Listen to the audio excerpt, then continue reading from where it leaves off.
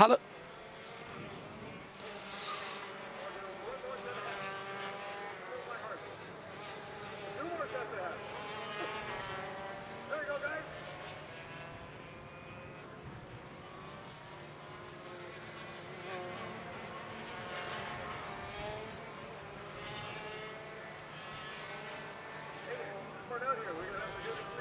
Hello everybody and welcome along to Canadian Tire Motorsport Park. We're ready to go in sound and vision for the IMSA WeatherTech Sports Car Championship. It's qualifying. GTD will be up first.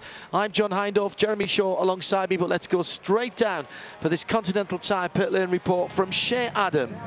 Good afternoon, John. Well, the wind has died down quite a bit since we last left our heroes. It's still a bit brisk out, but the temperatures are rising. We've come up 5 degrees in Fahrenheit terms, about 2.5 in Celsius, since we last left the track. So teams aren't quite sure what to expect condition-wise, and the qualifying drivers will have to get up to speed very quickly. With only a 15-minute session, everybody will be going flat out. Can Catherine Legg match the pole that was set by her co-driver Andy Lally? Well, she's going to have an opportunity, but her big competition will be Jeff Siegel in the number 86, the sister car. Pretty much everybody up and down the pit lane, John. Status quo for qualifying duties, exactly what we expect from GTD. It'll be a long and drawn-out fight.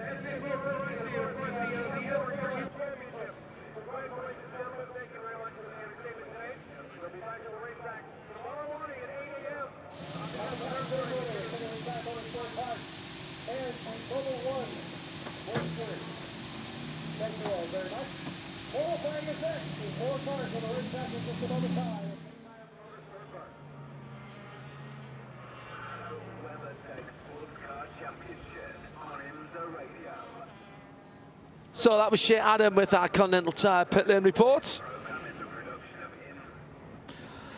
And Jeremy Shaw is alongside me here in the studio. No time, as Shea was mentioning, for very much in terms of tinkering around with the machinery. Get out there, get a decent tank of fuel in, and use your Continental tyres the best you can. Possibly not as quickly as you can. You want to bring them up to temperature and pressure. And we've seen, haven't we, from particularly the GT Daytona cars, the GT3 cars, that you can get more than one lap out of these tyres quite easily. Yeah, it's interesting, isn't it? In the Continental Tire Sports Car Challenge, the tyres tend to be at their best very, very early on. We saw this morning Chris Green from Montreal got the pole position on his first and only flying lap of the session. Don't expect to see the same here in GTD. They do have more longevity right at the top of their operating peak performance envelope, if you like. So I think it'll be a really interesting session. Conditions now, I think, pretty good for good laps. There is a bit of a breeze, certainly. I don't think it's really hindering the cars anywhere. It might be a bit of a head-ish wind coming up the Mario Andretti straight, which of course is uphill, so that certainly would be a bit detrimental. But other than that, conditions are pretty good. It's cooler, certainly, than yesterday, but I think conducive for pretty fast lap times.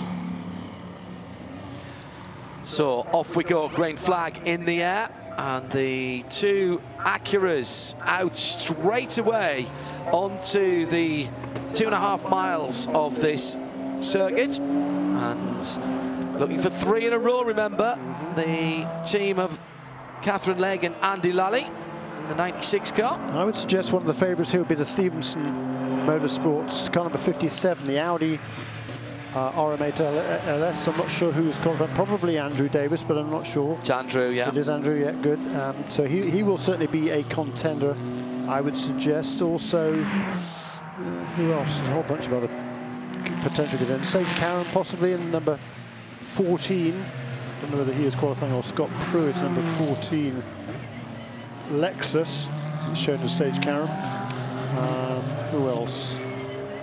Brian Sellers aboard number 48, Paul Miller Racing Lamborghini. He could be in with a shout as well. Christina Nielsen was fast this morning. The number 63, Scuderia Corsa Ferrari, also she has taken a liking to this track. And as Shea was saying, Catherine Legg, number 93, Acura, winner of the last 2 races. Yeah. Aboard with her here as well. the 93 car, Catherine Legge, on qualifying duty. Kart track in full effect over the far side of this fantastic facility here at Canadian Tire Motorsport Park. Talking with Carlo Fidani just before this session about the amount of work that's gone into this place and in the amount of financial investment. Squeal of the Continental tyres as they ran up over the curb at turn 2, turn 3 now for Catherine Legge in the Lady Liberty colour scheme from last weekend at Watkins Glen. Looks great. I hope they keep those colours for the rest of the year, quite frankly. It looks absolutely sensational. I mean, there's nothing wrong with the previous scheme, of course, but I really do like this one.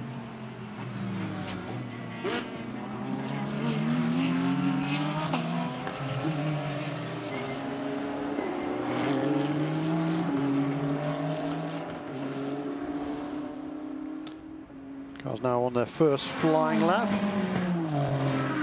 Just building up to this already, 3 minutes gone. John Bennett with a very, very good final sector in the 54 Core Autosport Porsche. And getting across the start-finish line very quickly. 63 car is Christina Nielsen coming through the final corner now. John Bennett has won here the last couple of years in a row, but that was in a prototype challenge car. Andrew Davis is on a good lap here. Purple in the first 2 sectors in number 57 Audi. Jeff Siegel across the line of 1:21.625.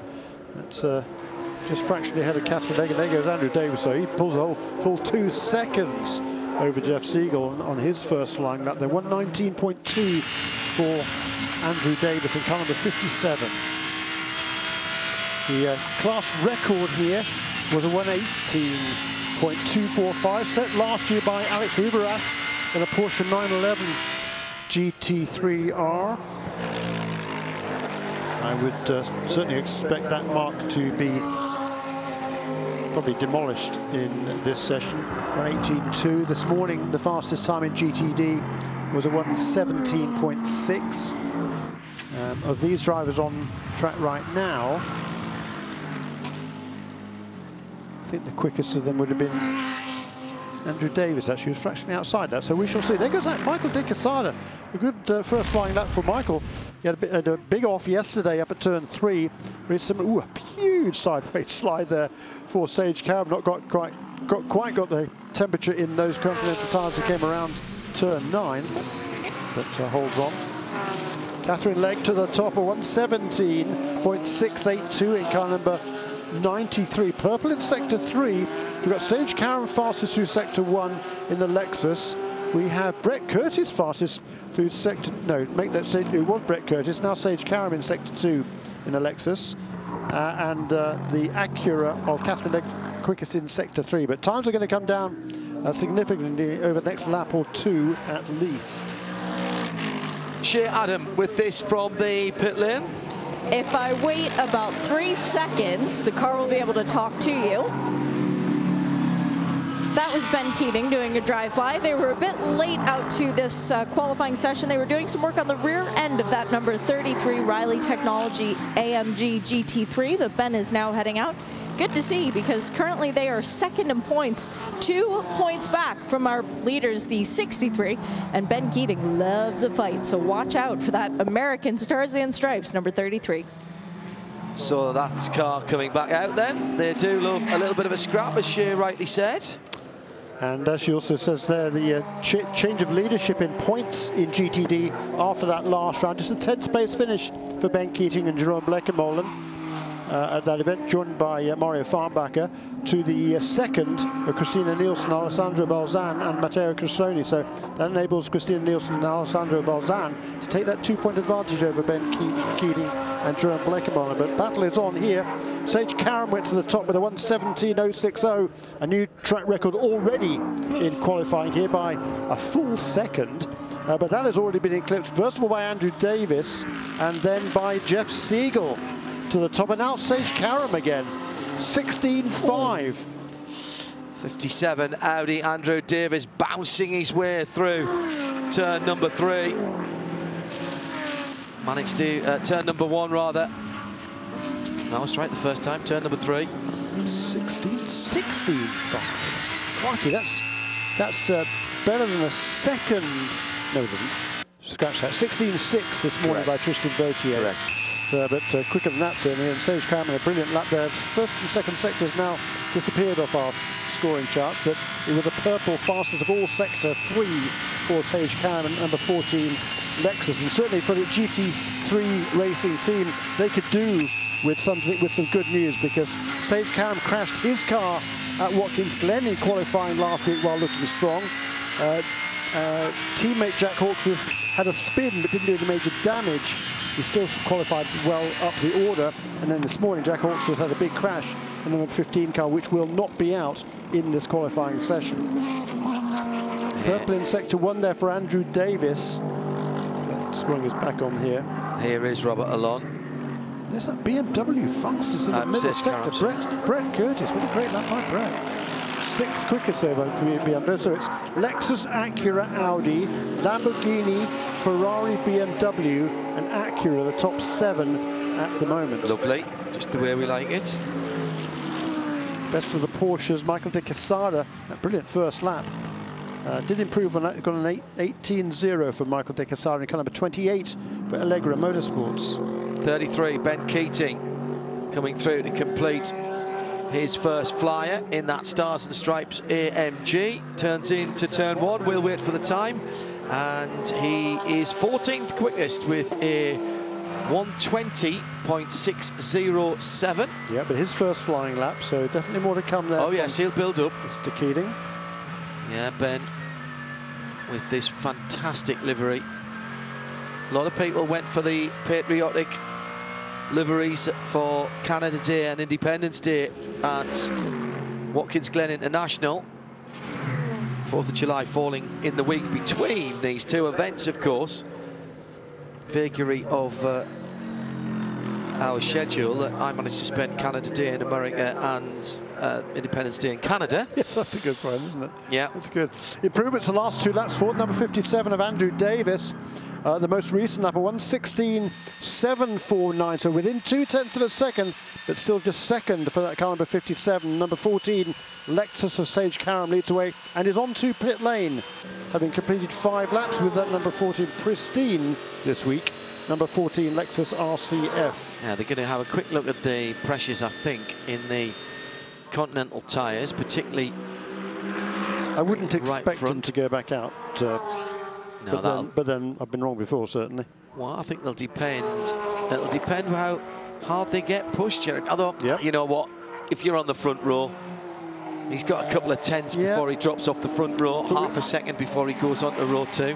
Yep, he's. Row 3, it was a great lap, certainly by Sage. I mean, the youngster done most of his driving in open wheel up until this year, given the opportunity by Paul Gentilozzi and along with Tony and John, the sons and brothers, to join this GT3 GT racing team with Lexus, and certainly embracing the opportunity to switch across to sports cars is Sage Karam.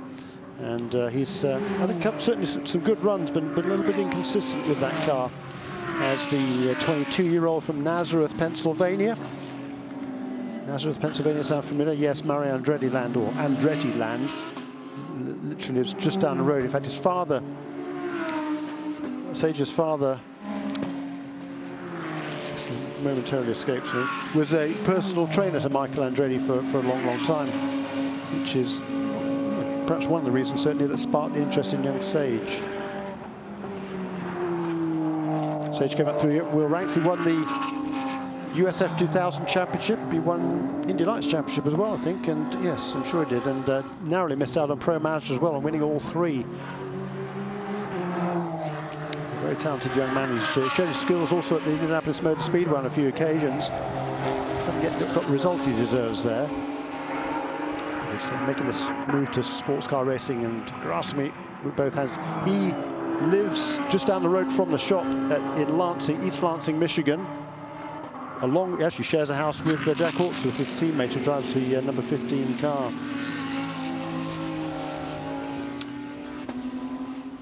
Inside 3.5 minutes remaining then. A couple of improvements. Corey Lewis improves in car number 16.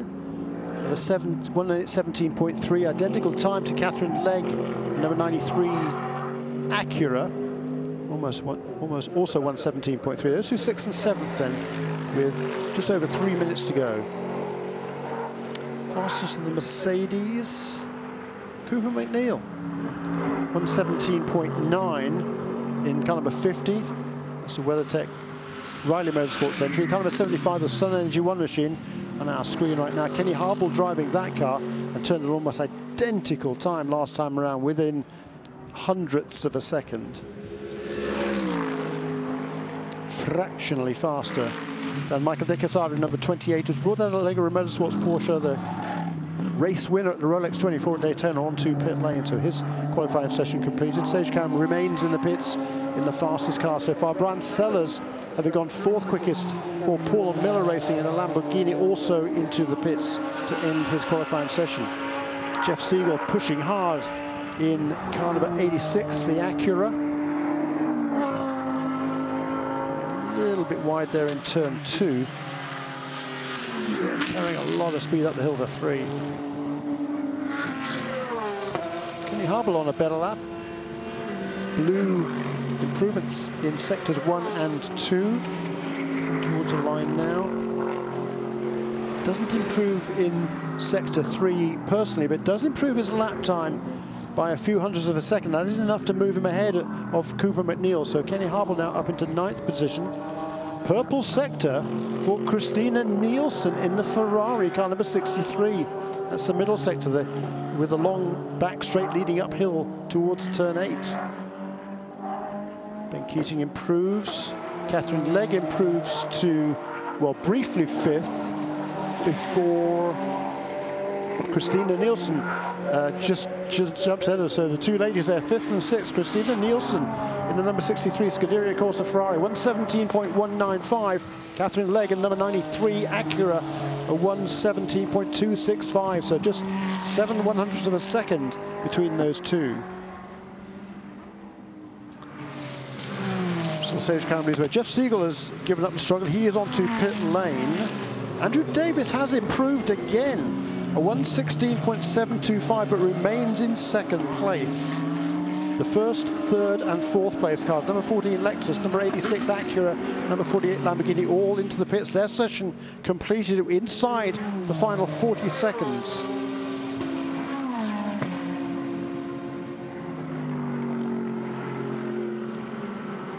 McNeil might just, yeah, he'll be able to sneak across the line. Maybe a few other cars behind him as well before the checkered flag comes out.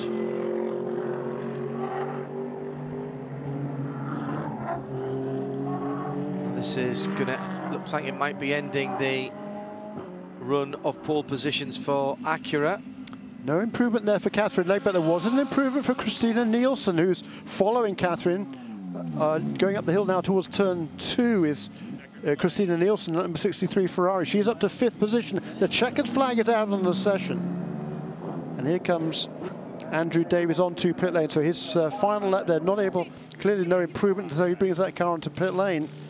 And Sage Karam is awaiting here alongside Scott Pruitt.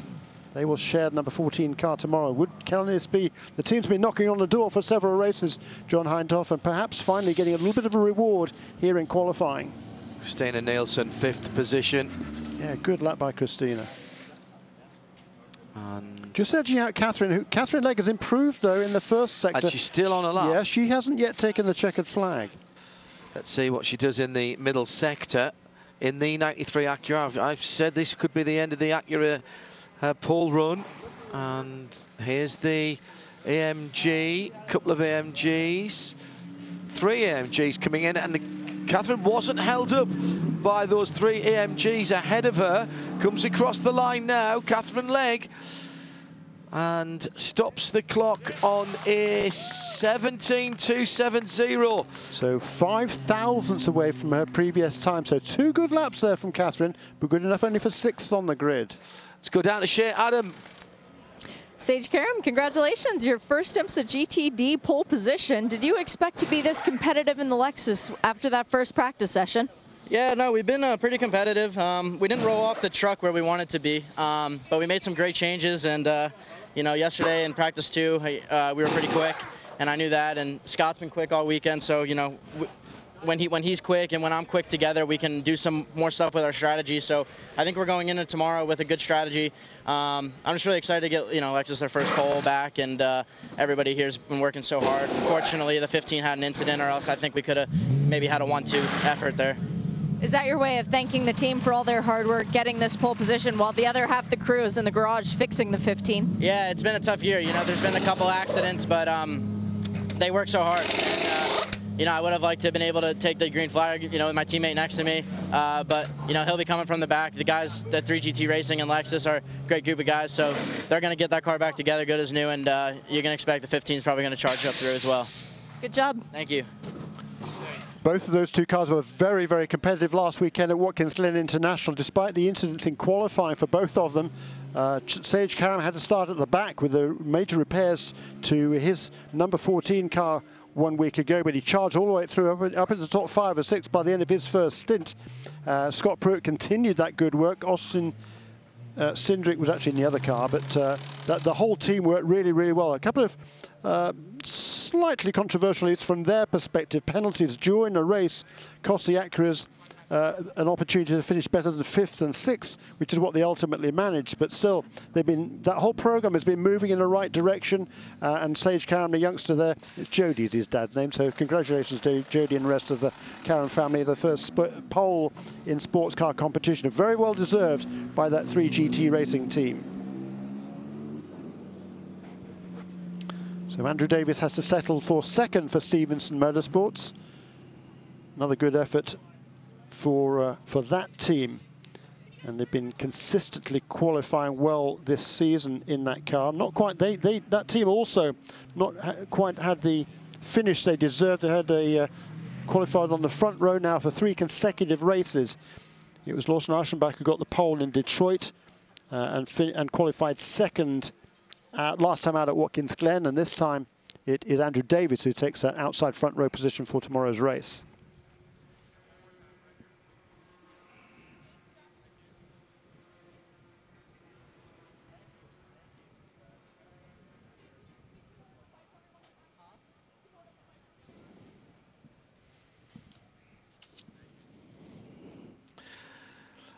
So there we are then, the Lexus number 14 of Sage Karam, and takes the GTD pole position, GT Daytona. GTLM coming up next, live from Canadian Tire Motorsport Park.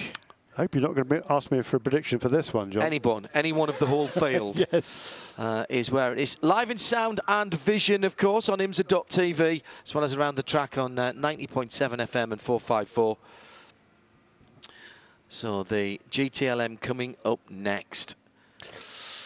Yeah, I would certainly, judging by the practice form, Porsche and BMW, I would say, would be the major protagonists for this pole position. Like I say, that's going from practice yesterday. It was the, well, and today, it was the Porsches that led the way. Yesterday it was Lawrence Vantour in kind of a 9:12 that was fastest yesterday afternoon. That remains the quickest lap of the weekend so far in GTLM, 1:14.753. And then this morning in the 3rd practice session, Dirk Werner in the sister number 912 machine turned a 1:14.799, so virtually identical times. Bill Arbelin turned a 14.8 in the number 25 BMW. I believe it's going to be Alexander Sims who qualifies a number 25 car. His first time here, of course. So a little bit of, not easy to qualify here for your first time.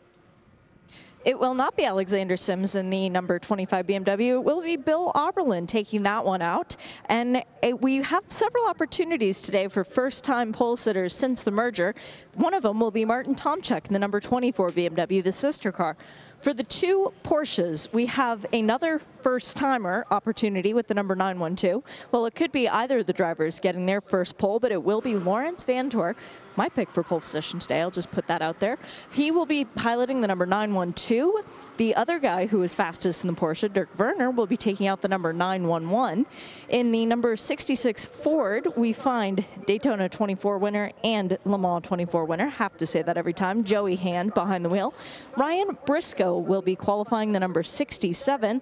And then we get all the way up here to Corvette World down here at the pit out end of things. It's Ollie Gavin in the number 4.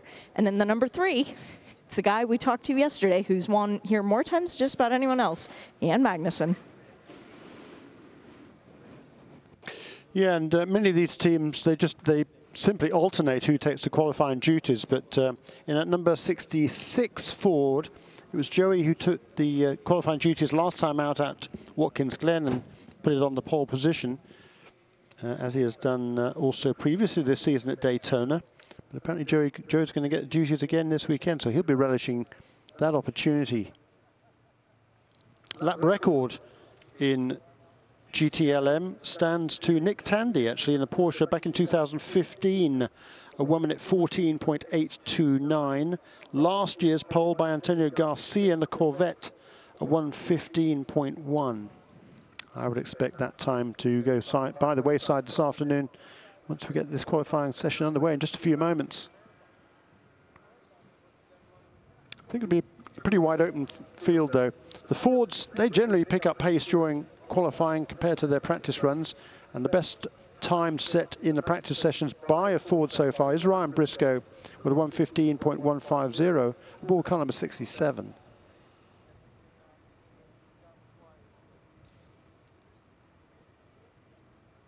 Those Ford GTs, most of the design work, or much of the design work on those cars done in the Toronto area by the Multimatic team. They're responsible for the build and production of these glorious Ford GT cars. I mean, they really are prototypes in all but name. Great looking cars, great aerodynamics, super efficient, as we've seen by some pretty remarkable fuel-saving exploits, particularly by Richard Westbrook, it would appear, over the last 2 seasons. So waiting for the GTLM cars to go out. Any one of the field could take it. No Reese here, of course, taking a bit of a sabbatical. They'll be back at Road America.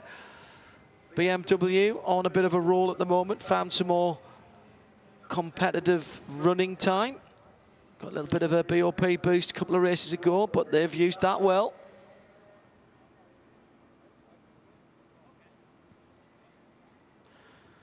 And always difficult to bet against a fired-up BMW driver.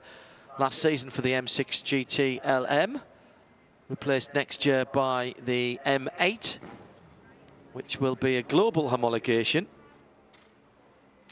And that car will go to Le Mans, but we'll see it first at the Rolex 24 Hours of Daytona.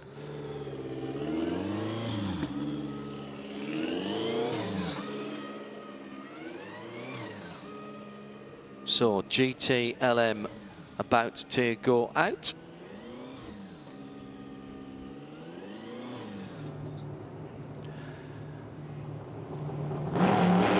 So here will be out of the pit lane first. Looks like the Chip Ganassi Racing cars. Nice big sideways slide by the 66 car. As that car heads out, team car is sitting for a moment. Joey Hand in the 66, both Corvettes, Magnussen and Gavin in 3 and 4 have gone. Everyone else playing a game of chicken.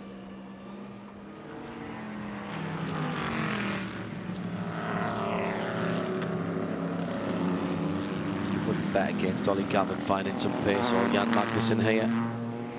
Corvettes have got a good record here in the past, as have both of those drivers. Been here many times, of course, in the various iterations of the championship, the IMSA championships.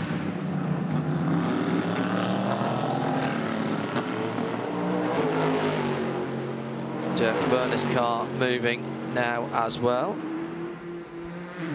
911 Porsche goes out and joins in.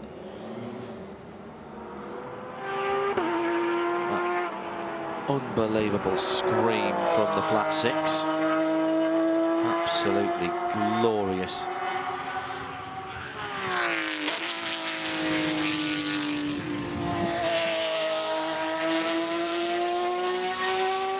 Bill Oberlin is about to be sent.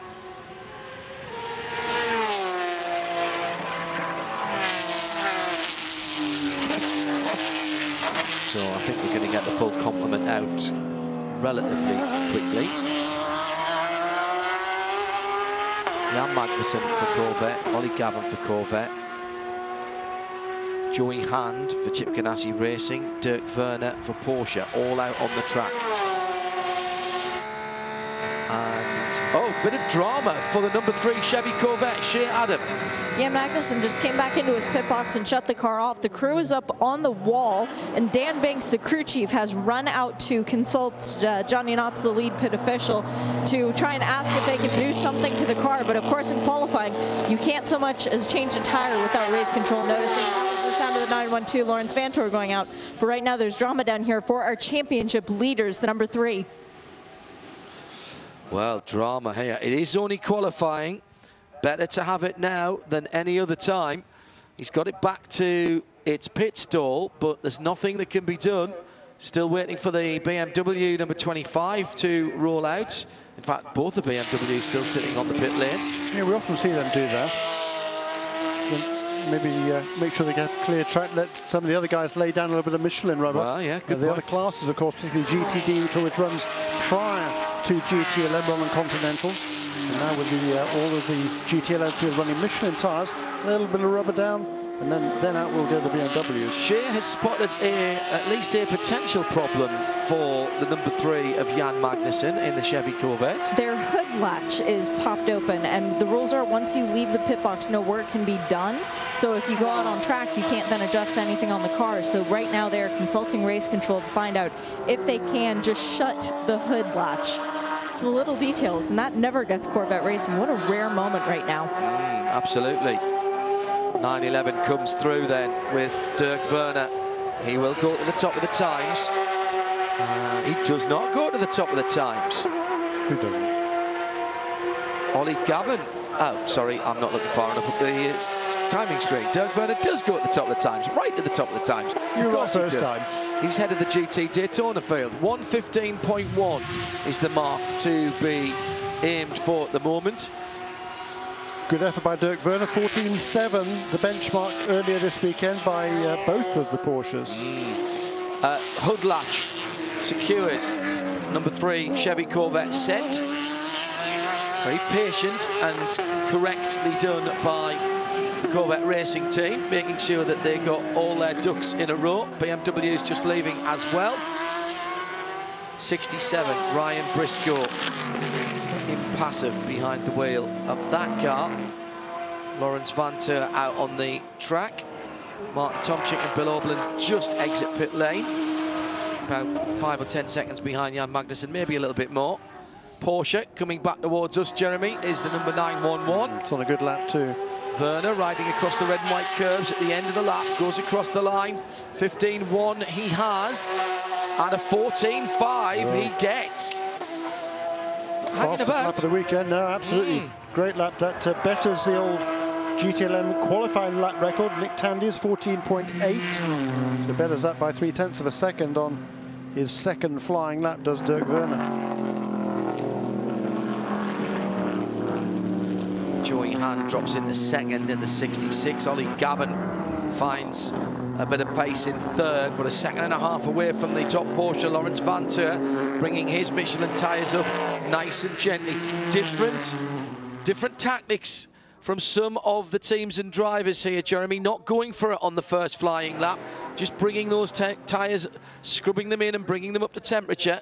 And what we're going to get here is an issue with Joey Hand, who is coming through turn 2 at the moment with one of the Corvettes ahead of him. It's the 3 car, isn't it, of Jan Magnussen, who had to come into the pit and is now going through that warm-up process for his tyres again. Does he see Hand behind him? I think he does. Stays to the, yes, he does. Stays to the left-hand side between 3 and 4. Very gentlemanly, heads up and aware driving from the experienced Jan Magnussen. Certainly was. Very heads-up driving by Yang. Nothing other than what one would expect, of course. Purple sector there for Laurens Vanthoor in the middle sector, but not very quick through the first section. However, it's good enough to go second quickest. 1:14.953 for car number 912. So it's number 911 on a 1:14.5, number 912 on a 1:14.9. Rumble of the EcoBoost engine tells me that there's a red, white and blue Ford coming through the final corner as Dirk Werner goes through quicker again in that first sector. 1:14.5 his, and it's a 1-2 for Porsche with a 14.9 for his teammate. Yep. Ollie Gavin into third now. The last lap by Dirk Werner, not as quick as his previous one, but it's still a 1:14.772, which is still a couple of tenths quicker than Vanthoor has managed in the number 912 car. A great first sector for Dirk Werner again this time, and blew a personal best in the second sector. What can that number 911 car do? Here it comes, finishing the lap. I'll see it explode into view. Huge flat slide through the penultimate corner. This is a car that's been driven within an inch of its life, really ragging it at the moment. Dirk Werner across the line. It's going to be a low 14. I thought it was a mid 14. It's a low 14. He's taken, what, half a second, more than half a second off his time. And all of a sudden, the gap between first and second, the two Porsches, 911 to 912, 8.5 tenths of a second. Extraordinary run for Dirk Werner.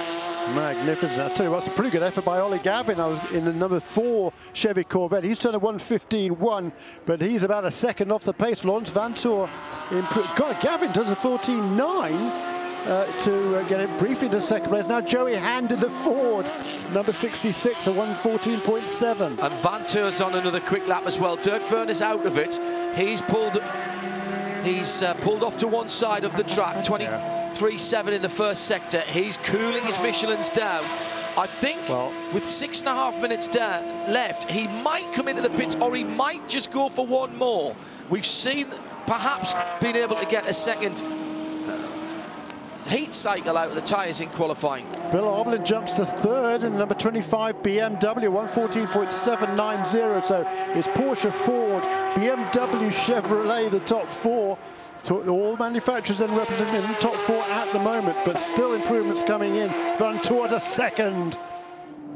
1:14.638 for Laurens Vanthoor. Dirk Werner, that was a brilliant lap by the German. Absolutely sensational lap. 1:14.085. So Ryan half a Briscoe second. into fourth, Jeremy. 14.7, so 14 flat. If you take Dirk Werner out of it, it's as tight can be, because everybody's within a tenth of the next 3 or 4, 5 drivers. And how close to the match are the drivers within the two teams? Look at Ford. 1:14.732 for Joey Hand, 1:14.733 for Ryan Briscoe. 1,000th of a second between that pair. I think Ryan Briscoe will be complaining to Chip Ganassi that he's not got the same equipment there, quite clearly. Bill Oberlin about to improve in the 25 BMW across the line. He was right over the exit curbs of the final corner. This is a big jump. And he goes into second, outside of the front row with a 14.1. Cars now within half a second of each other for the first 3, but only a tenth between first and second. Great lap by Bill Top chick Oberlin. up into third as well, so both the BMWs again. Amazing to see this, Jeremy. It's one of the team cars does well, and then the other one does. So has Vanthoor got anything left? He's on a slower lap this time around. Well, he just improved actually, 14.550. But fourth fastest now. It's tied at the top. What a great lap that was by Bill Oberlin. And faster again in the first sector for Bill. He was quickest of all in the middle part of this of the track. That is from the exit of turn 3 all the way through 4, through the Moss corner, and then up the Mario Andretti straightaway. Quickest of all.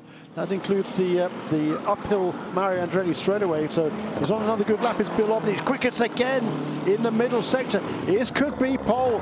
Can he put these final few laps together? He's coming through 9, right-handed at turn 10, John. Right again, doesn't use anywhere near as much curb as he did last time around. Does that mean he backed out of it, or does it mean he's confident enough? Well, he's improved to 0.018 away from pole position. Man, if he just ran a bit wider, took a little bit more through turn, the final corner, he may have had pole position there. Yeah, extraordinary stuff. Very, very great, really good stuff. And there's an improvement also for Tomczyk. First time here for Tomczyk, 1:14.294. First time also for Lawrence Vantor has also improved up to third now. So it's Porsche, BMW, and then the two Fords. And then the two Chevys. All still out there though, Jeremy. And again, this is Michelin qualifying all of the it's an open tyre formula here, but everyone on the Michelins. And they're getting some longevity as they burn the fuel off. Proper old-fashioned qualifying session. Just 15 minutes, 3 to go. 3 minutes to go, maybe 2 laps, depending on when you get across the line. Who's on it? Well, everybody bar the man on provisional pole did their last lap was their best lap. Bill Oberlin on a slow first sector. Well, no, something's funky going on with the scoring again, because we're not showing the sector times now on this lap. Yeah, got them now. They're coming up. So slight improvements for the two BMWs in the first sector, not in the middle sector, but those two are the fastest cars in the middle.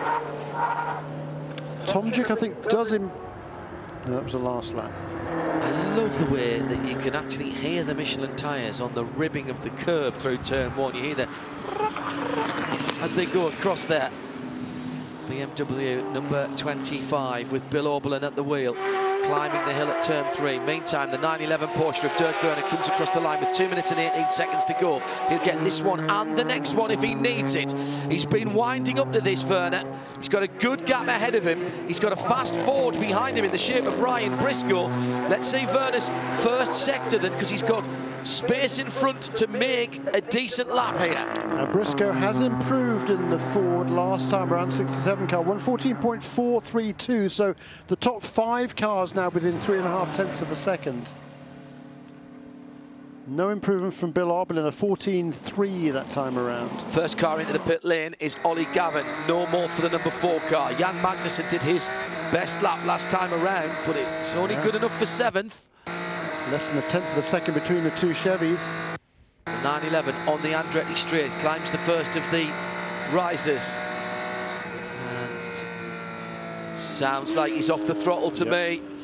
I think the 911's in, didn't get the run through the first sector that he wanted. Lawrence Vantor still out there in the 912, currently in 3rd position. Bill Oberlin in the pit lane. Yeah, 911 in the pit lane as well. 24 is Martin Tomczyk at turn 3. Gets the car turned in, aims for the end of the curb. But doesn't look like he's going to improve. Ryan Briscoe's pitted the 67 car. Joey Hand's still out there. Yeah, he's cruising. Well, he's got time for one more if he wants it. I don't think he will though. No, peels off right-handed. Vantor coming in this lap as well from Team Radio. Jan Magnussen on that last lap, just 0.02 away from his previous lap, so 2 super consistent laps there from the Dane in car number 3, but both of them are 1:14.8, about 3/4 of a second away from the fastest time set by Dirk Werner. Dirk out of the car, and I think this is the first pole position for the 2017 RSR. I stand to be corrected by... Certainly over here it is, would be. Yeah. I have to think what's happened in WEC. I don't think they've had a WEC pole this year. I don't think they have. Let me check that. So definitely the first IMSA pole. Checkered flag waved in the breeze on the starter stand.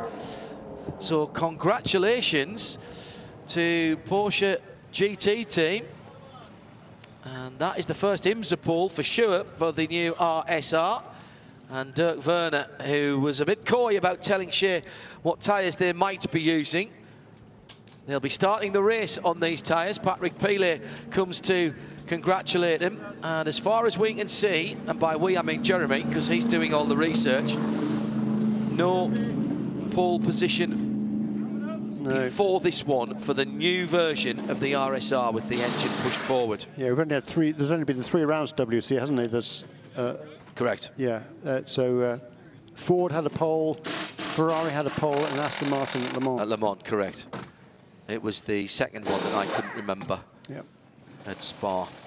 Yeah.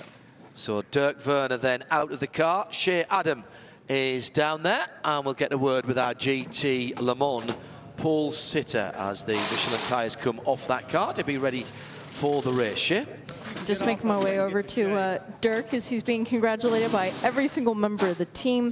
They're all just so happy that this is his first pole since returning to Porsche from BMW. He does have an IMSA pole with them, but this one I'd imagine is a little bit sweeter for Dirk, as he's just finishing up an interview with Oliver.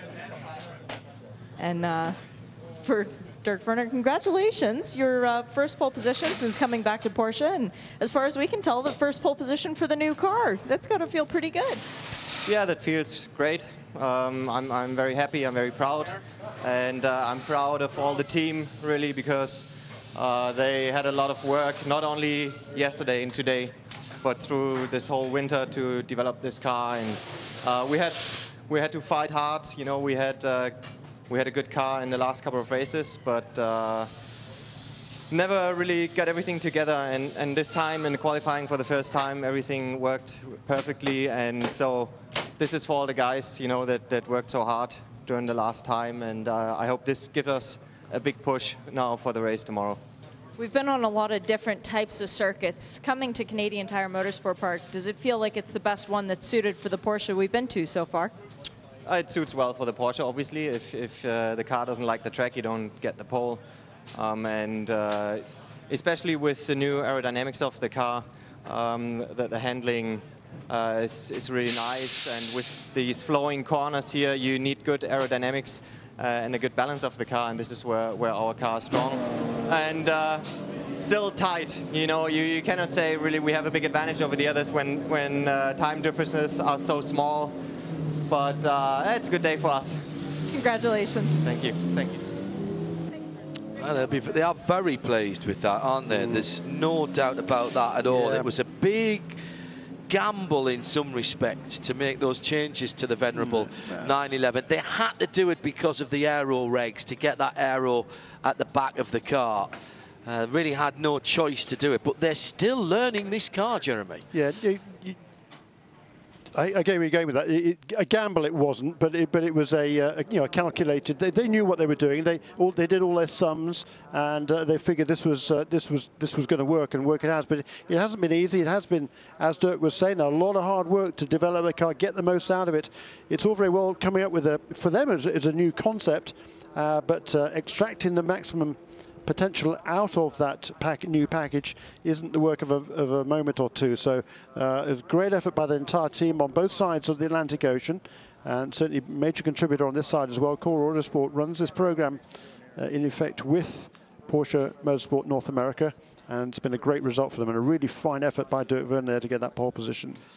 So Marco Less in the than back. a tenth of a second though. It's awfully close. So Marco in the background there, he's the man who looks after the program over here, gave us that walk around at Daytona of the new RSR. Let us have a look at it with its clothes off, as it were, most of the bodywork off, and have a good look around. This is a car that has been completely redesigned, not just a bit of aero on the bit of different aero on the back, the engine moved into the middle, but the whole car has been optimized. Everything that they could think of that would make it easier and better for them to race. Endurance racing has been done. For example, the bodywork panels are pretty much all come off with 2 fasteners. I think it's 4 or 5 for the front clip and 3 for the back, but everything else, the wheel arches, the quarter panels, just with a couple of fasteners.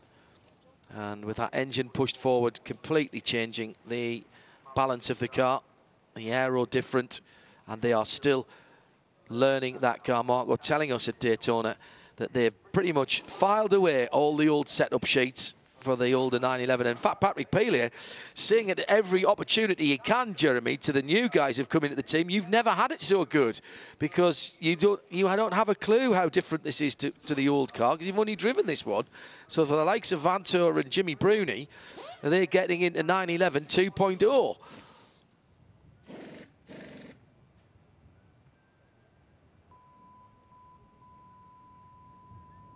So, prototype challenge next.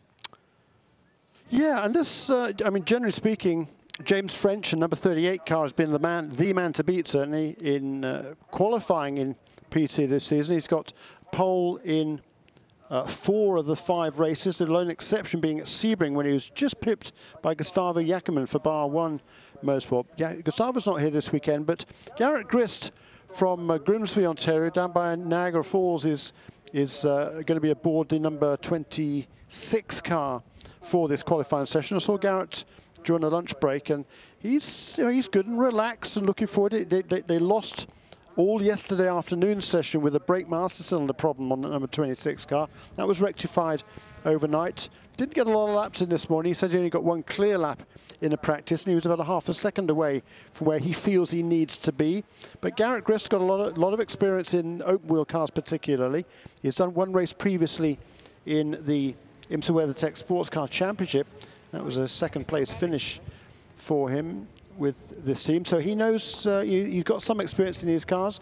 A lot of stand on the side of the car.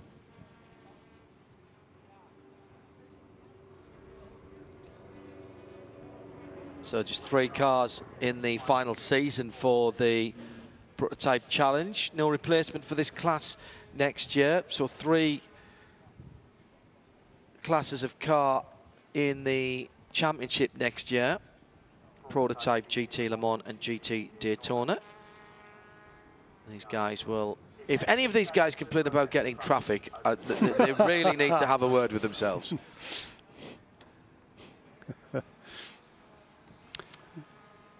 The possible only impediment to them is whatever wildlife may step out onto the track. That's not unheard of here. Yeah, sun's coming out now. It's certainly warming up, I think. Isn't it, Shay, in the pit lane? Yeah. Should be happy with that. Engine started. It's been another 15 minutes now, as we've seen historically, well, ever since the beginning of the Prototype Challenge PC category. The longer you spend out on the racetrack, the faster the cars go. These Continental tires that they use in this class are super resilient, consistent, and as the fuel load burns off, the cars just get faster and faster and faster. So even there's only 3 cars in the class, certainly Garrett Grist at the very least is optimistic of being able to take the challenge to Performance Tech Motorsports this afternoon.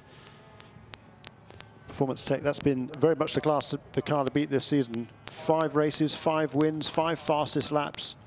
It's always James French who qualifies the car, and Patricio Ward who sets the fastest lap in the races, the young Mexican. But James French from Sheboygan, Wisconsin, so his home race coming up in a few weeks' time at Road America. Right on the doorstep of Road America, yeah, isn't he? Absolutely. Hello to those of you around the world watching on IMSA.tv.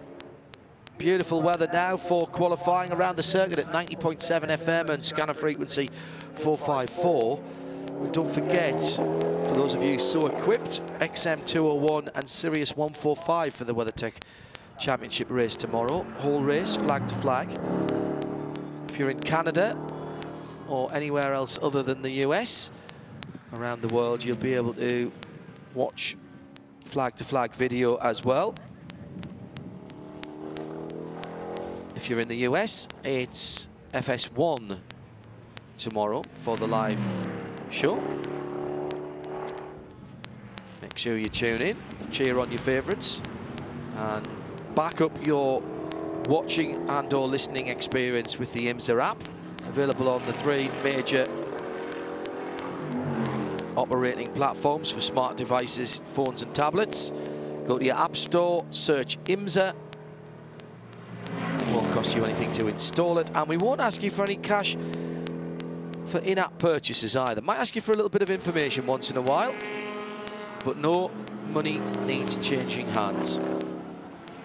Live audio and video, subject to the US blackouts, but onboard cameras always available, and plenty of information too, including the timing and scoring to keep you up to date with what's happening. And what's happening now is that Don Yount is out on the circuit in the number 20 car. Not quite as spaced out as the perhaps could be, these three prototype challenge cars. James French in the 38, Garrett Grist in the 26. Don Yount in that number 20 car, sharing this weekend with Ryan Lewis. Buddy Rice, who's his regular co-driver, former Indianapolis 500 winner, I think on some other duty this weekend. He is particularly involved in the Global Rallycross Series. I don't know whether they are in action this weekend, I must admit, although come to think of it, I haven't heard of the Core Autosport guys heading off there, so not sure. Anyhow, it's going to be Ryan Lewis, who has been a long-time mentor, driver, coach for Don Yount, and Don has really picked up the pace, particularly last weekend. He drove the PC car as usual for Par 1 Motorsports. He also had an opportunity to drive Brian Alder's MPC car in the new IMSA Prototype Challenge Championship powered by Mazda, and used that extra track time to really good effect. So unfortunately he got taken out in the first race by a spinning Colin Thompson, which was unfortunate, but that extra track time really did help Don, and he showed some very good pace. Had his best finish in the other MPC race, finished 4th overall in the MPC class, which was a good effort, and showed good pace in the PC car as well.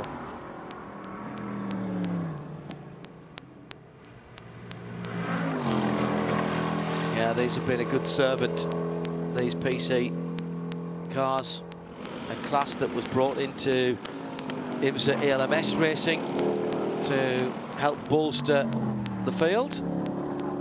Seen, I think, as a short-term measure and become a staple part of the entertainment. Qualifying in particular, Jeremy, I seem to remember we had a couple of seasons where qualifying was like a qualifying race, actually, because it was literally last man across the line getting pole position, people just getting faster and faster.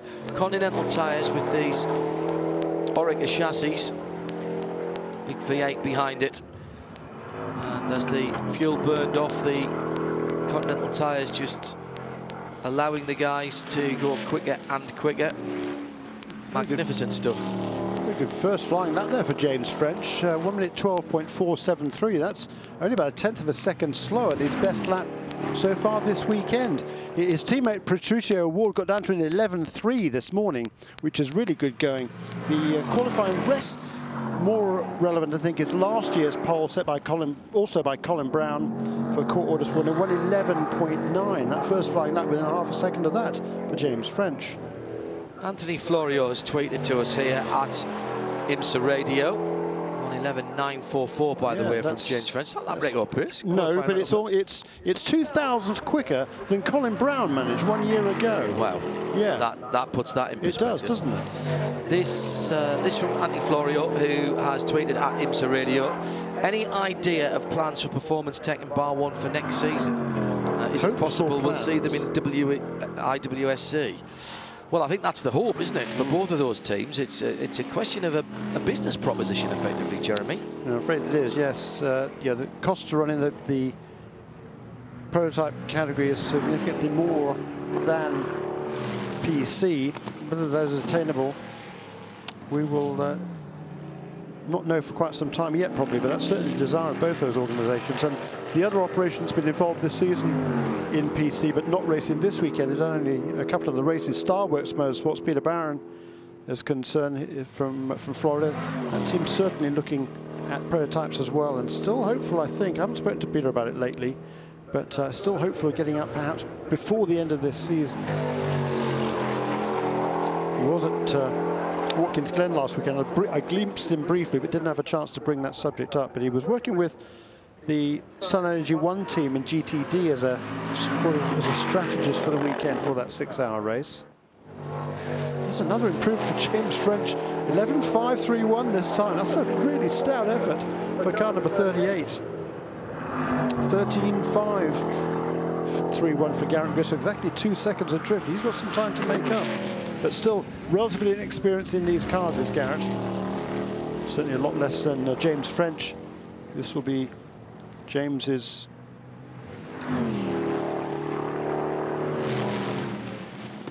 31st start in the IMSA WeatherTech Sports Car Championship.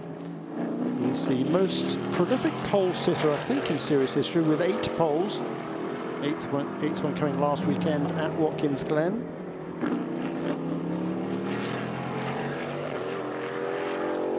Five out of 6 of the last balls for him as well. Yep.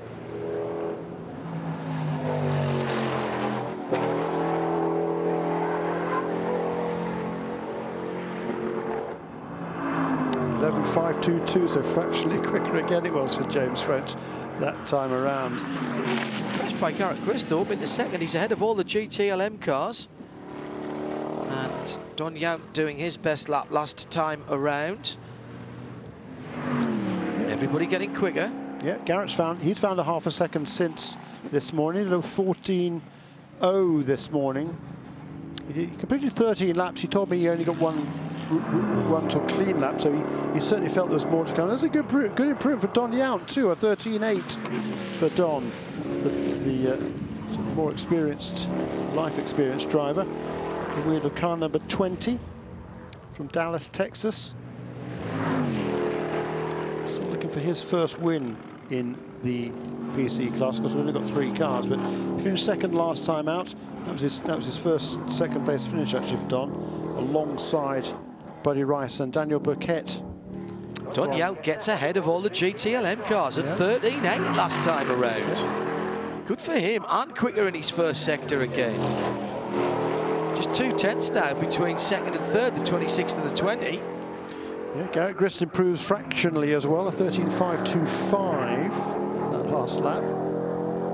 Slower lap by James French, perhaps losing a bit in the middle sector, perhaps down at Moss Corner, and kind of aborting that lap, but I'm sure he'll be pressing on again to try and chip away that time a little bit more. Just over 5.5 minutes remaining in this 15-minute session. Good improvement for Garrett Grist, a 13.1 there, so just over a second and a half off the best. He's picked up nearly a second over this morning. He was reckoning he could see a half a second or so quite easily in his times from what he managed this morning, but he's found much more than that as Garrett, and he's on a better lap now as well, quicker in sector 1 than the previous time.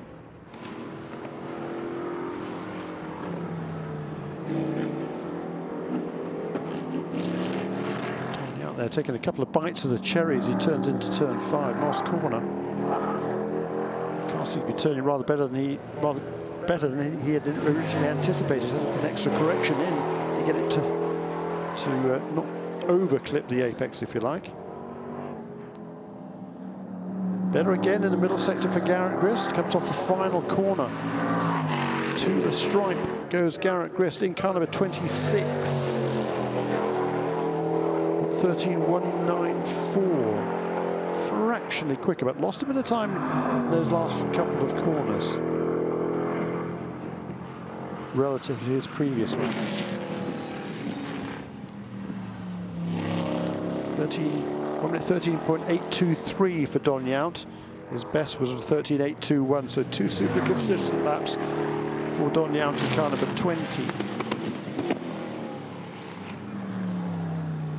James French, who's leading the way here now. He's got a lot of experience in a lot of different cars. He did some Indy Lights races last year. He's done quite a lot of vintage car racing, a whole bunch of different vintage cars, vintage Formula 1 cars as well included amongst that. Envy. Yes. But a really nice young man. He's very respectful, very humble character, and he enjoys the opportunity he's been given here to drive these cars. Right attitude as well, Jeremy, to be honest, you know. Yeah, exactly. Really good, refreshing. Purple sector 1 there, sector 3 for James French. No improvement overall. 111.6 on that tap, so it lost about a tenth of a second to his previous best. But there he goes, purple in sector 1, coming up the hill now into Moss Corner for car number 38. Good tight line through there. Misses the apex just slightly at 5B on the way out. Gets a good launch, so I think onto the Mario Andretti straight. hill crests a hill, does James French. Coming across that second sector time in a moment. There he goes. No improvement now on that sector. I think he just missing that apex in turn 5 perhaps didn't help that course coming onto the straight, but another good lap certainly for James. Comes off the final corner using all the road on the exit.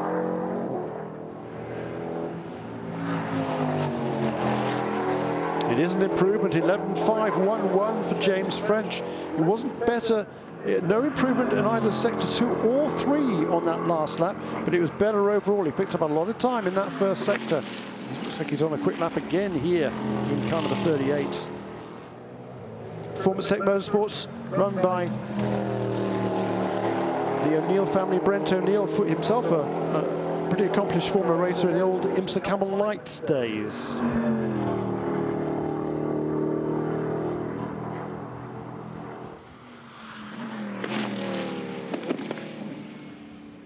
Inside the final couple of minutes then now.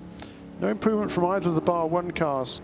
Garrett Grist got within a tenth of a second or so last time around. Don Yout was only a couple of tenths off his best as well, so they're still knocking on the door of clipping some time away. James French, though, he's still on the gas. Yeah, purple in sector 2 this time, so a really good middle sector. Can he put together on the last lap? This is super consistent running by James French. Very good. Using all the road and the exit of the curb, or the exit of turn 10. Not quite. Another 5, close. Another 1:11.525. He's got a 5:11 in the book. He's just wonder if there's a sub 1:11 there. Can he find half a second here? Perhaps not quite that much in it. The other 2 drivers coming to the end of their 11th lap. Garrett Grist is lifted off, at least in the middle sector. Is he going to try one more lap at the end? Yeah, maybe he is. This will be the final lap for Garrett Grist.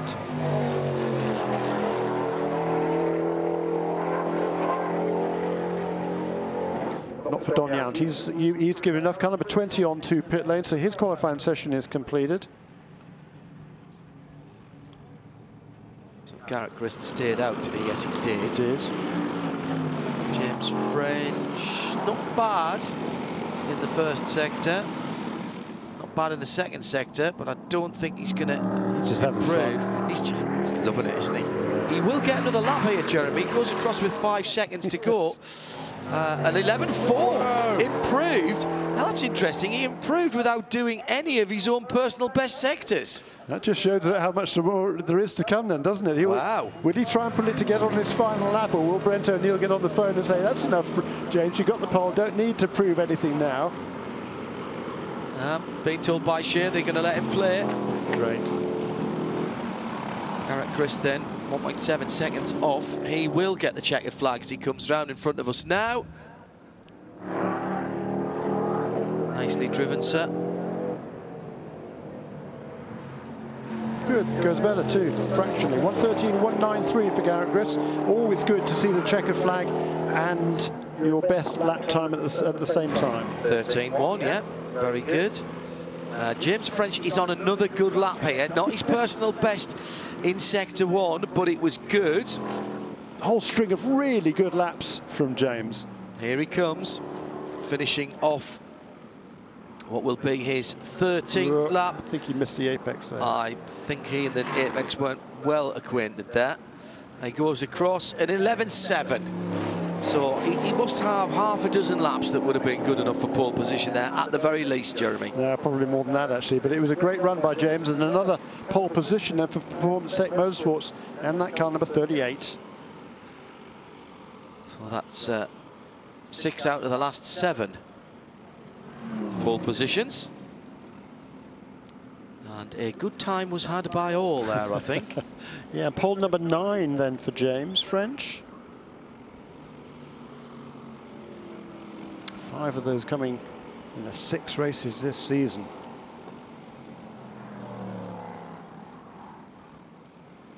A very competitive young man, likes to get out there and do those qualifying sessions, and why not?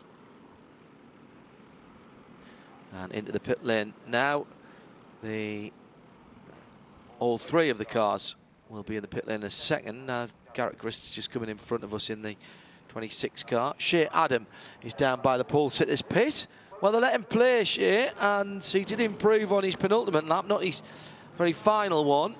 And a 1:11.4 is the net result for James French and the 38 team. Effectively, what they've done, John, is made this qualifying session, yes, a qualifying session, but also extended practice time for James French. He's getting to go around the circuit with no traffic out there.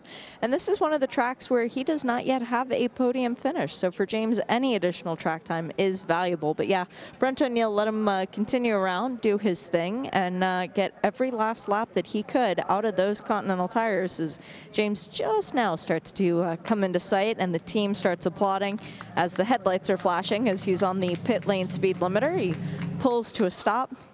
He knows the drill by now. Lifts his visor up, pulls the steering wheel off the car, unplugs, and starts to extract himself from that red and black PC car. He's just making sure that everything is as it should be. Gives a big hug to his crew chief first thing out of the car. For James French, I mean, this really is additional practice time. You're going out there, you're seeing the track a little bit more, you're getting more and more laps, and ultimately, you keep getting these poles. Your co-driver keeps getting the fast laps. Which is harder, though, the pole or the fast lap? I literally did not hear what she said. Is it harder to get a pole position or a fast lap during a race? It's probably a fast lap during the race, just because there's the traffic and all the other elements that go with the race, cautions and different, you know, the changing track conditions. Where this is just the purest track time you can get during a weekend. There's no traffic, perfectly clean track. So, yeah, it's really ideal for putting in a good lap. So how much do you learn when you're out there during that 15-minute session if you've got the whole track to yourself? Quite a bit, actually, because normally during the practice sessions, you only get 1 or 2 laps that are actually clear to get a, you know, try to get a perfect lap. So in this situation, you get 10 in a row or whatever it was. So you actually get to progressively take little steps and see what the car has. And yeah, it turned out to be quite a bit. And your pole lap out there, it came on your penultimate time around. So clearly you were still learning things, but was that just the car getting lighter with the fuel burning off? What was it that made it that second to last lap the fastest? Yeah, I think it's just a combination of figuring out how hard I could push, and I think the last lap I tried to push a little bit too much and actually lost a little time. But yeah, just learning every lap, finding a little bit after a little bit, and waiting for the fuel to burn off and trying to time it just right. Good job today. Good luck tomorrow. Thank you so much. Yeah, he's getting used to that chat with Shea now at the end of the qualifying session. Right, is that it? Are we done? No. No. Thankfully. No, this is going to be fun too. James French then talking to Shea Adam.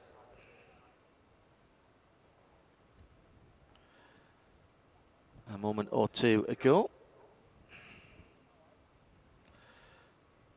Getting his photograph taken. Already the team have banged a set of transport tyres on the 38 prototype challenge car. Front of the field, Jeremy. If you had to bet the house, Tammy and the dog, who would it be on then? Well, that ain't going to happen. But who do I think is going to? I don't know. It's going to be tight. I think it could be. The Nissans will be strong. Both of them, I think, should be contenders for the pole position this afternoon. I think it would never count out the Taylor brothers. Ricky, it is generally who qualifies that car. Misha Goikberg has been super fast as well, even though he doesn't have quite the speed generally as Steven Simpson. He has been super fast this weekend. He was very quick this morning with Misha Goikberg. He turned a 109.2. The fastest lap of the day so far was set yesterday afternoon by Ryan DeYell at a 108.994, number 2 Nissan DPI. But the top, well, 4 cars certainly are have set times within a couple of tenths of a second of each other. So I think it's wide open. I think we will see a faster time this afternoon. Conditions now pretty good. The sun's come out, which they're still pretty breezy. It is pretty breezy though, but I think conditions are good for some fast lap times. We've seen it in the other classes. And I think we would see the same in the prototypes. So the breeze is probably going to be affecting the cars as they come up the hill towards turn 8. But kind of in their faces, if you like. But I still think it's going to be fast. And it's going to be wide open. This is going to be a fun 15-minute session. It'll set the grid for tomorrow's 2 hours and 40-minute race. Yeah, one of the shorter races of the season, and the streaming video available to Canadian viewers and those outside the US and the rest of the world. For those of you in the US, it's FS1 for the 2 hours and 40 minutes of the race. But later on this afternoon, live streaming video for all of you available on IMSA.tv for Continental Tire SportsCar Challenge. It's one of the 2-hour races there. That I am looking forward to as well. But before that, we have the minor issue of setting pole position for the Mobil 1 SportsCar Grand Prix here in Canada. I have a feeling that your call for the Nissan was pretty good. Pipo Derani in the squad for the rest of the season now that Ed Brown has decided to step away from prototype racing as a driver. Ed scheduling some testing in GT3 cars later on in the year. So I don't think we've seen the last of E. Brown racing driver yet. Cadillacs will be strong here as well. Very quick in a straight line. Some torque off the corners. Yeah. Christian Fittipaldi, he always qualifies well.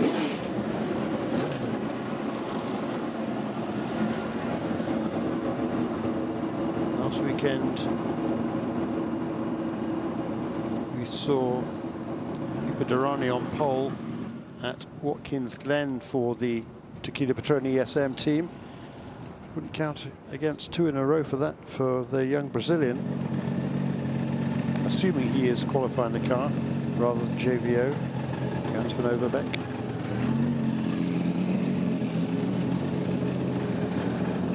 Ricky Taylor in the 10, as we might have expected. Christian Fittipaldi, I think, in the 5. Yeah, did see his helmet. Yeah. Eric Curran in the 31. And Cadillac number 10 gets out first. It's a race between the other 2 cars, and it is Eric Curran who wins the pit lane speed limit drag race and gets out onto the circuit first of those 2 cars. Goikberg, Scott Sharp and Johannes van Overbeek in the 85, 2 and 22. Mazda's going out as well. So everybody having a go at it. And in the Mazdas, it was Tom Long and Jonathan Bomarito. So last year's pole sitter Tristan Nunez won't be taking the qualifying duties then in the number 55 Mazda. That will be Jonathan Bomarito.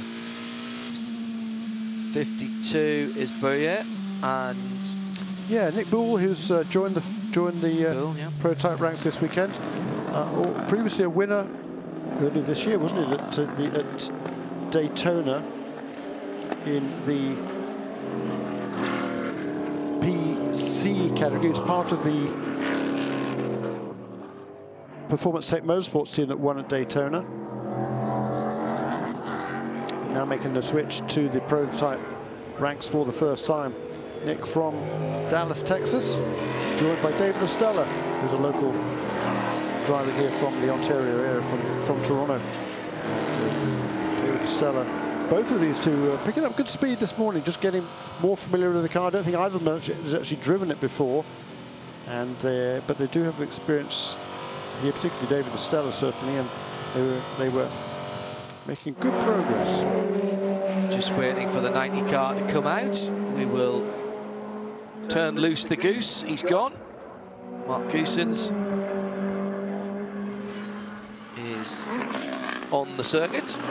So let's see how these drivers play with their Continental tyres and whether they go for it early. Incredible grip early on before they're even up to operating temperature and pressure from the Continentals. All the drivers reporting that.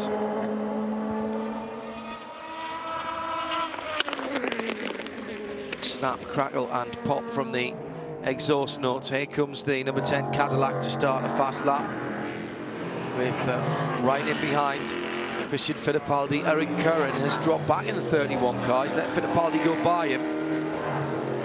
May not have had a lot of choice about that. Christian felt he was on a quick one. So Ricky Taylor and Christian Fittipaldi 11.6, 11.9. Misha Goikberg at 12.3 on their first flyers, but they're not going to be up to full speed. They'll take another lap at least, I would think, before we start seeing some representative times.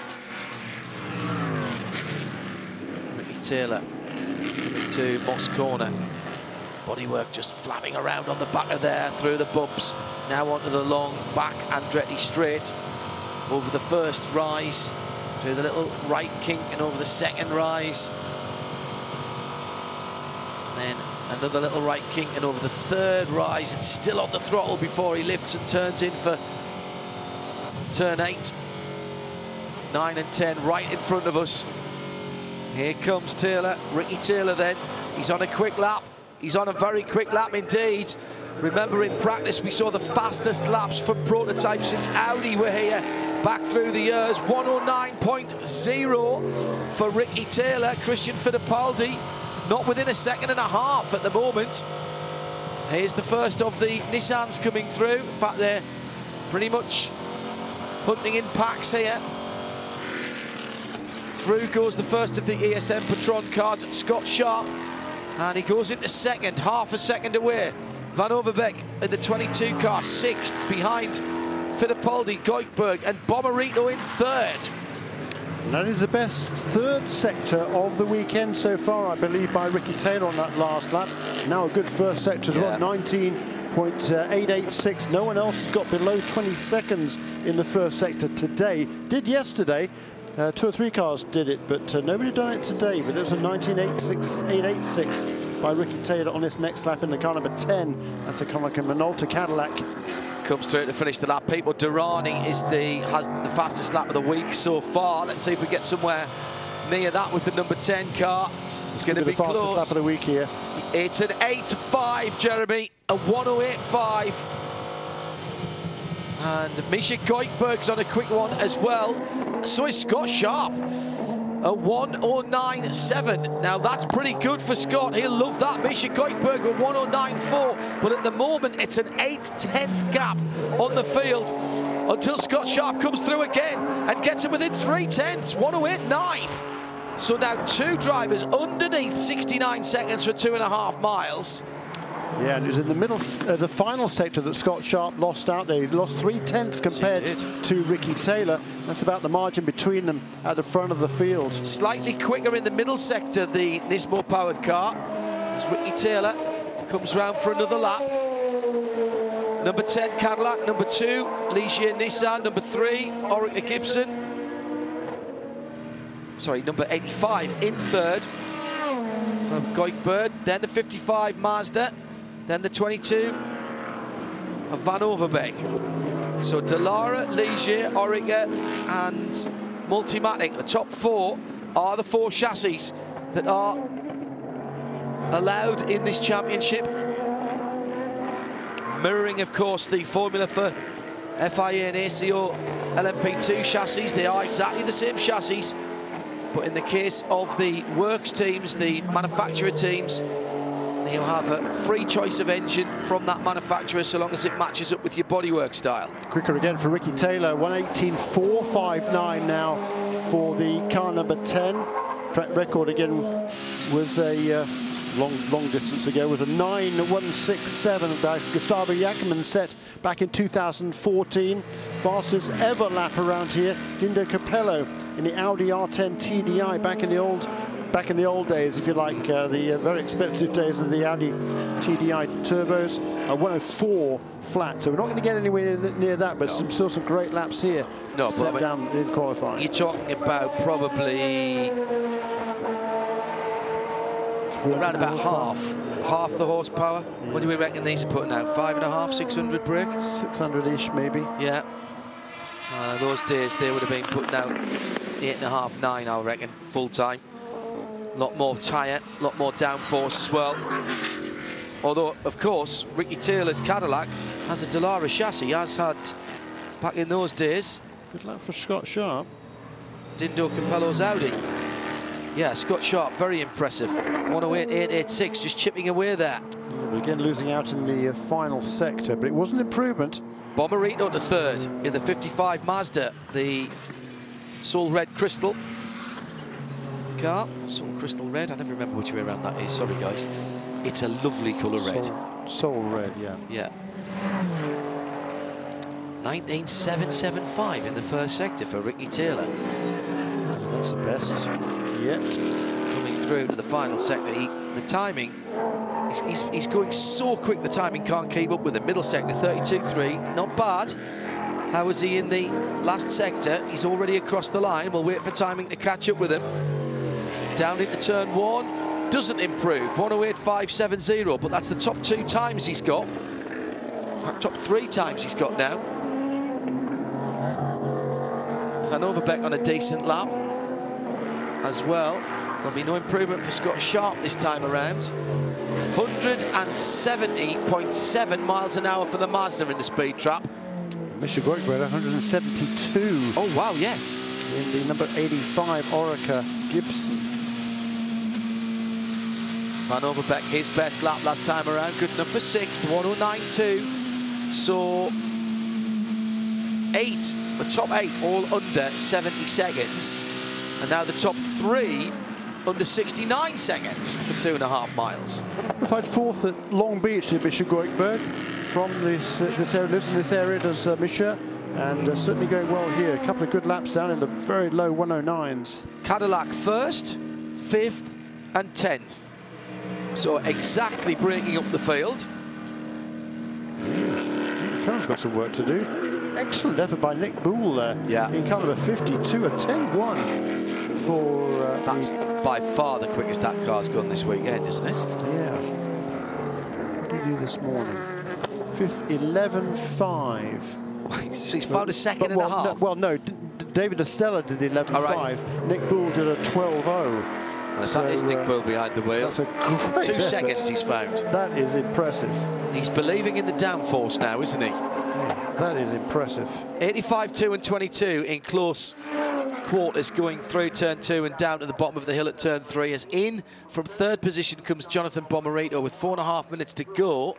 That car will not improve. Beautiful svelte lines of the Mazda prototype on that Multimatic chassis. 2-litre inline turbo 4 engine also behind the Multimatic chassis, but with completely different bodywork, is the number 90 Visit Florida car. Currently 7th fastest, Mark Goossens, but only... That was his best lap. That was his best lap. 109.8. Jeremy's under 70 seconds. That's not exactly hanging about. No. Ricky Taylor in from the top spot. 4 tenths the lead. Scott Sharp, is there anything left from the Nismo-powered Ligier, the ESM Patron car? Top 4 cars are all underneath the track record here. Well, no, underneath the track record. And last year's pole time was a 110.126.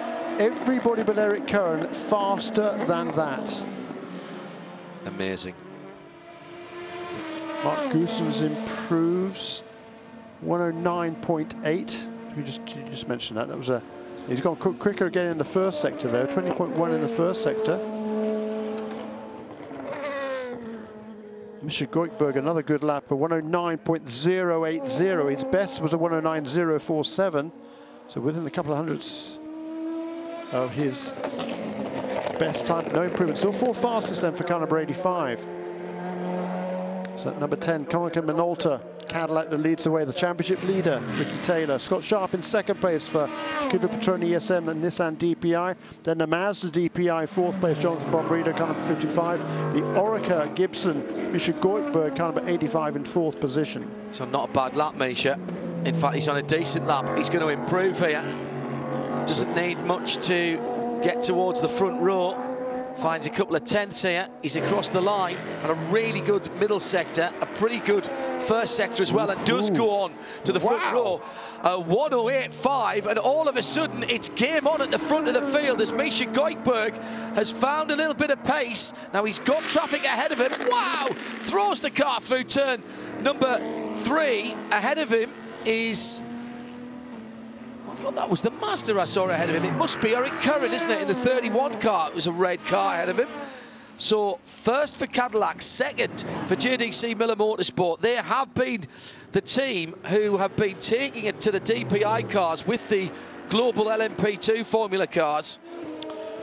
Van Overbeek up into fourth position, so he messes up the symmetry of the top. All 4 different manufacturers were among the top 4.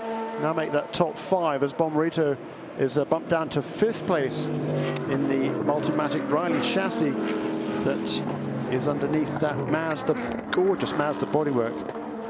It's another good lap from Misha Goikhberg. Yeah, he's going to get held up there by Eric Curran. He just needs to, he might get a bit of a torque from the torque lane 31. A couple of cents slower there for Misha Goikhberg. Still another great lap. It was still quicker than Scott Sharp, who is on, no, it's Van Overbeek is onto pit lane. So correct. Both ESM Nissans now on pit lane. And Misha Goikhberg, he was purple in sector 1 on that last lap. Yeah. I think he was held up a little bit. I think you're right. By the Eric Curran car on that last lap. Just in the last third of the lap, Jeremy, I'd go with you on that. Mark Goosens is still out there. Curran and Boole out there as well. Here's the Goose coming to the end of the lap. Right in front of us. Lifted off now, Goikhberg. So there's going to be no improvement on this lap, but a tremendous effort by the Canadian-based Russian. Brilliant effort. Nick Boole, by the way, down to a 1:09.9. So the whole field now under 7 seconds. He was doing 12s. Yeah. At 1:09.988. Yeah. And he's gone up again. He's up to 8th position now for Boole. Well done. Well done. That is mega, isn't it? All 10 cars now faster than last year's pole. Yeah. So this is a formula that is working. 32 seconds left, and Goikhberg's bailed out. He's in the pit lane. Yeah, but hats off to Misha Goikhberg. 10th away, you know, only a 10th away from the Cadillac team. Wow. So it's Goosens, who's on a good one. Eric Curran, who's just done his fastest lap of the race, and Nick Boole, who's improving every time around, who are left out there. He's on a good lap, isn't he? Did you just say that? He's got below 20 seconds in that first sector. Those are the commitment corners. Oh, hello, hello. Don't write your stories yet, ladies and gentlemen. Out comes the checkered flag. And Mark Goosens. Yeah, he's half a second down in the middle sector compared to the fastest cars, but still a great lap. He's got a chance at the second row of the grid as he goes through. No, he doesn't improve enough. 1:09.2. Needed another couple of tenths. Nick Boole goes through, and that's the first lap he hasn't improved, Jeremy, was his last lap. Goosens, 7th position with a 1:09.2, 1:09.8 for Eric Curran last time around. And Ricky Taylor is waiting. We'll just wait for Eric to come round and get the checkered flag, Jeremy. Yeah, number 52 car. That is a car, of course, that was on pole position last weekend with... well, it wasn't on pole position, it was on the front row. It set the fastest lap of the race at a new 130-mile-an-hour average at Watkins Glen. But these two drivers are a lot less experienced. But what a great lap that was by Ricky Taylor to snare the pole position. And Shea Adam has our pole sitter. 3rd pole position this year for Ricky Taylor. Congratulations. You like this track, and you have guests here to perform for it. Job done. Yeah, I think, you know, we've got almost 250 Konica Minolta guests here this weekend inside turn 3, so big shout out to them. Couldn't be starting in a better position for the weekend, and over the moon, especially our engineer Brian Pillar being a very proud Canadian. This is a big race for him, and coming off a tough weekend at Watkins Glen, this is the start we need.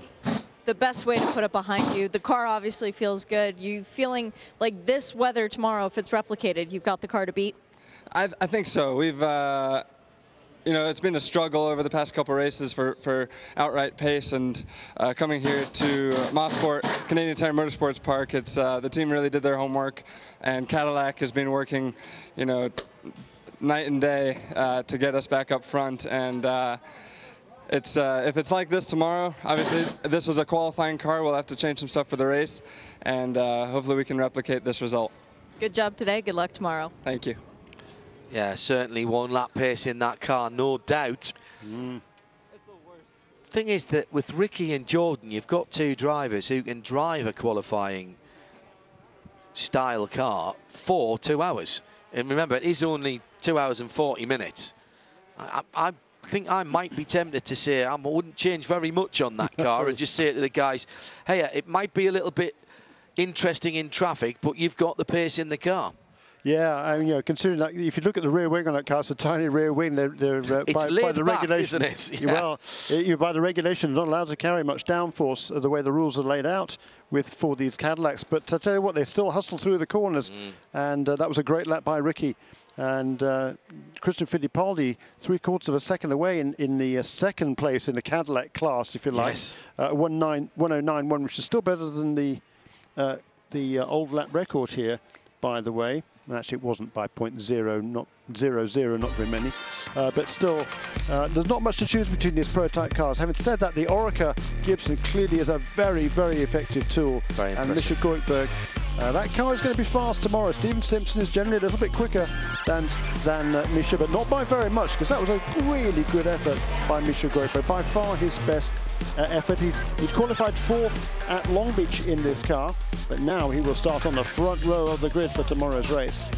So there you are, we've set our pole positions. It's the 10 Cadillac, the 38 PC, the 911 Porsche and the 14 Lexus. Don't forget, you can come back and watch and listen tomorrow when we go racing for the IMSA WeatherTech Sports Car Championship live on IMSA Radio and TV.